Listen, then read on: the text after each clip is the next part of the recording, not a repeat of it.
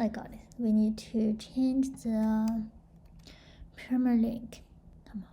Okay, here. Permalink. We need to change this one to the post name. Save changes. If you have if your folders has correct permission, you don't have to do this, but for mine on Mac, I need to create it manually. So new terminal, because we need to put the htaccess and the root touch htaccess.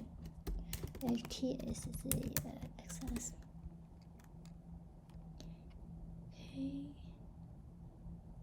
where is it? Here we go. Copy and paste everything here. Save it, and let's refresh. Okay, here's our data.